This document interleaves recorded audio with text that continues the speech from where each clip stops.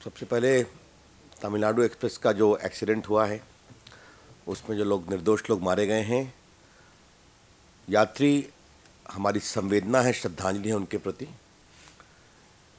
Rail के accident के बारे में जो स्थिति सामने आ रही है, हमें लगता है कि प्रधानमंत्री जी को थोड़ा इसकी जवाबदारी स्पष्ट करनी चाहिए।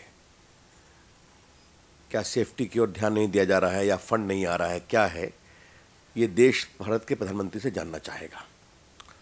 ये विषय गंभीर विषय है। मित्रों, हिंदुस्तान में पिछले कुछ दिनों में अजीब प्रकार की राजनीतिक अस्पृश्यता दिखाई पड़ रही है। A very peculiar kind of political untouchability is sought to be witnessed in the politics of the country. Shahid Siddiqui साहब ने नरेंद्र मोदी का इंटरव्यू लिया तो उनको पार्टी से निकाल दिया गया। विजय दर्दा जी ने, जो एमपी हैं, नरेंद्र मोदी के सुशासन की तारीफ की तो उनको शोकॉज किया जा रहा है।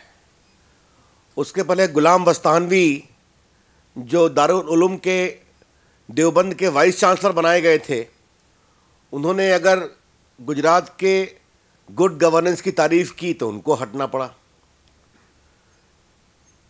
आज से कुछ महीनों पहले शीला दीक्षित ने भी तारीफ की थी वहां के गवर्नेंस की, तो उनके खिलाफ कांग्रेस के अंदर हमला होने लगा। क्या गुजरात के अच्छे शासन की चर्चा करना भी कुछ लोगों के लिए मुसीबत बनती जा रही है? If certain leaders honestly appreciate positive good governance and development of Gujarat, they immediately become victims.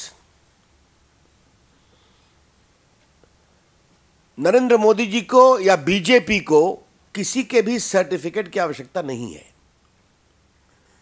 जनता ने जिताया है 3 बार, आगे फिर जिताएंगे। बीजेपी के प्रति जनता का सहयोग बढ़ता है, लेकिन जो आजकल देश में हो रहा है, जैसे मानो कोई फोबिया क्रिएट करने की कोशिश की जा रही है। यह वोट बैंक पॉलिटिक्स के कुत्सित रूप का परिचायक है। It is an indication of the worst form of vote bank politics. और मैं एक बात अवश्य कहना चाहूंगा, इसमें कई और जुड़े हुए सवाल है। फ्रीडम ऑफ प्रेस का सवाल है, बड़े अखबार के संपादक के अधिकार का सवाल है, लेकिन 2 बातें इसमें कहना जरूरी है। इतना बड़ा दंगा हुआ आसाम में, दुर्भाग्यपूर्ण है किसी भी संप्रदाय के निर्दोष लोग मारे जाएं। तरुण गोगोई केंद्र सरकार पर हमला कर रहे हैं कि मुझे मदद नहीं मिली। केंद्र सरकार तरुण गोगोई की सरकार की आलोचना कर रही है, लेकिन जो लोग पिछले 10 साल से गुजरात की सुबह शाम आलोचना करते हैं, आज वो आसाम पर खामोश है।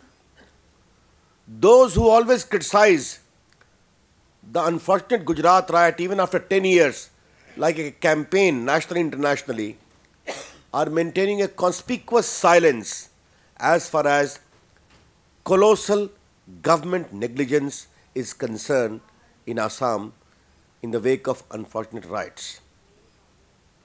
ये देश देख रहा है। गुजरात की प्रगति के बारे में प्लानिंग कमीशन ने कहा है, राजीव गांधी फाउंडेशन ने कहा है, कई बड़े बड़े मैगजीन्स के सर्वे में आया है, कई बड़े बड़े टेलीविजन चैनल्स ने गुजरात को बेस्ट गवर्न स्टेट कहा है। तो ये कोई नई बात तो नहीं है, लेकिन क्या वो सीपीएम के एमपी हो या दिल्ली के मुख्यमंत्री हो या कांग्रेस के एमपी हो या कोई समाजवादी पार्टी से जुड़े हुए संपादक हो, चर्चा करने पर भी पाबंदी है, शोकॉज हो रहा है। ये जो वोट बैंक पॉलिटिक्स है, ये उसका कुत्सित रूप है। देश की जनता देखेगी।